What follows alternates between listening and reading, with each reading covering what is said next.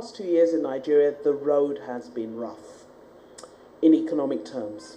But I think there's also a consensus that the worst is over and we have an opportunity to grow. But we must seize that opportunity in a way that ensures that we never go back to the rough road in the way that we did in the past. The President Muhammadu Buhari-led administration has an ambitious but fundamentally different vision for this economy. And much has been said about our over-reliance on oil. We believe that Nigeria is an oil-plus economy. And I repeat the often shared statistic that oil is only 10% of our economy, yet represented up to 60% of government revenue. Thus, when the price of oil fell, we had a double impact. We lost revenues across every front, and government found itself unable to really meet its needs. Let me go further with that analysis.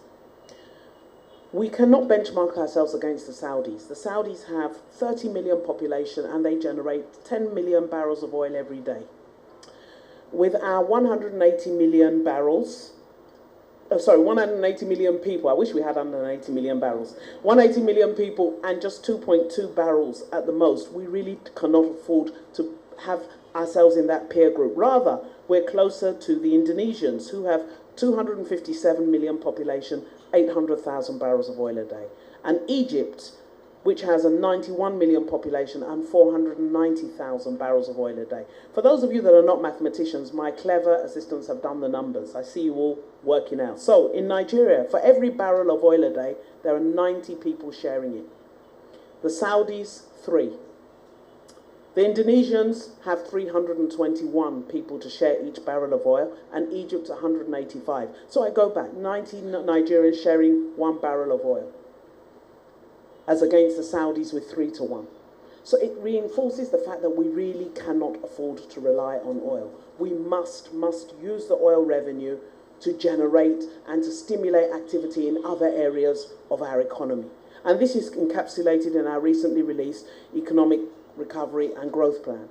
Nigeria has the potential to be regionally dominant. However, central to realizing that potential are 3 key factors.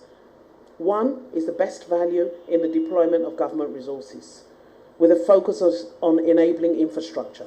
Second is partnership with the private sector in service delivery, an extension of the concept that the user pays. And the third is effective revenue mobilization. And I will now, with your permission, address each. Nigeria in the past has demonstrated an almost perfectly elastic response to contraction in the supply of virtually every expected public good, without fully realizing that such responses are short-term pragmatic but long-term destructive. The lack of power has elicited multiple generators, multiple inverters, and an industry of rechargeable items that bears its origins deep in Nigeria. Our response to the lack of good roads has been the explosion of jeeps and four-wheel drive vehicles as standard on our roads. Our lack of rail and ineffective air cargo network has resulted in the highest possible axle loads plying our roads, further worsening their already poor condition. The excessive journey times are a key factor in our post-harvest losses in agriculture and our lack of diversity in the wider economy, as well as high food prices. In Nigeria, we have simply in the past adjusted to every challenge, but the last 2 years in our rough road has shown us that there is a limit to adjustment. We have to go back to basics and fix what has been broken and fix what has been lacking. It is those costs that make Nigerian businesses uncompetitive, and we have to address them. So this government is resolved to restore the role of government in the provision of public goods and services. This is not just a function of the fulfillment of constitutional responsibility. It is part of setting a standard of value for money in the deployment of government resources and the prevention of leakages. And those who say you don't miss what you never had really do need to come and see the impact of what we've never had. Not because it was rightfully ours, but not because it was not rightfully ours, but because it was somehow diverted. We miss what we've never had. We miss our roads. We miss the fact that we haven't invested in power. It is costing us dearly, and we do need to address it. So our focus on infrastructure provides the basis of the much talked about diversification of our economy and its revenue sources away from oil. Our agriculture, solid minerals, manufacturing and services can only be enabled by the provision of solid infrastructure. Our country is vast And to actualise the potential of diverse growth, our transportation system and power supply is critical. It is only when we can move with ease from Abia to Zamfara and back again and connect the entire nation that we will have a strong growth that proves that the whole is greater than the sum of the parts. Dr.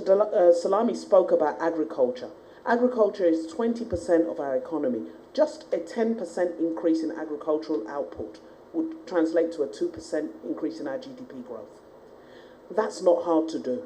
We have some of the lowest productivity ratios even in agriculture. So there's a lot of low-hanging fruit which we're now focusing on, which will drive more resilient growth. And this administration is signalling strongly that we will continue to prioritise infrastructure spending as a fiscal lever to unlock growth. In the last 12 months, we've expended approximately 1.2 trillion on capital projects. Our road spend alone was over 200 billion, and this compares to 19 billion in 2015. In 2016, transport and aviation received 143 billion. This compares to 6 billion in 2015. This drive is coupled with important reforms in the ease of doing business, which will address the soft infrastructure that will enable businesses and commercial activities to flourish. We recognise that there is no point in doing one without doing the other. The two must be done at the same time. Our infrastructure deficit is so deep and so critical that, as Professor Salami said, we fully recognise that government cannot do it alone. Even if we were to dedicate our entire budget to capital projects, and before you suggest it, that's not possible. But even if we were able to, it wouldn't be sufficient. Such is our infrastructure gap. So it is critical that we will engage with the private sector. And to this end, we intend to revive public-private partnerships in Nigeria. We are presently reviewing the PPP framework, but also we're trying to resolve outstanding issues with existing and even failed PPP projects. And we do this because we recognise that until some of those legacy projects are resolved, no new investors will come in. So we're moving backwards in order to move forward. Investor confidence will grow as a function of how we rectify the inherited situations rather than how quickly we can open up new opportunities. Nigeria's private sector is extremely efficient, is resilient and is creative, but it needs predictability in policy, and therefore we do need to go back and fix some of those failed PPPs, and that we are doing. There is a huge opportunity, as I've said, to partner with the private sector in the provision of infrastructure and social projects across many sectors, but this needs to be de-risked. We are working to achieve this, and we hope to introduce a new asset class of guaranteed instruments that will provide adequate safeguards for the engagement of private capital. Nigerians have accepted the concept that the user pays in a range of areas, and there is scope to extend this. Indeed, there is an argument that where there is an inadequate provision of service, the user is already paying in terms of lost opportunity. So we should be able to convert this into instruments and into opportunities. Our acceptance that our ambitions cannot be financed by oil revenue is an equal our acceptance that our ambitions cannot be financed by oil revenue is matched with an equal acceptance that there is a finite limit to how much we can and should finance with debt. We will always have a conservative appetite for borrowing. However, in the short term, we will all have to bear the discomfort of an imbalance between our debt service and revenue as we exit the recession and return to growth. The manner in which this will be corrected, apart from rebalancing our borrowings in favour of longer tenure loans and external sources, is by finally and frontally confronting the issue of revenue. Revenue mobilization is critical to the success of Nigeria's economic reform agenda, and we're working on strategies to drive non-oil revenue and achieve inclusive growth. To do this, we must amend Nigeria's low level of tax compliance. A tax to GDP ratio of 6% suggests widespread ignorance of our tax laws, and we are working to amend this. Just yesterday, we announced plans to recruit and train 7,500 community tax liaison officers under the N-Power scheme. These young people will be subjected to a rigorous and intensive education on the tax system, sales and communication skills, and civic education before being deployed into their respective communities to provide tax education and to enrol new taxpayers.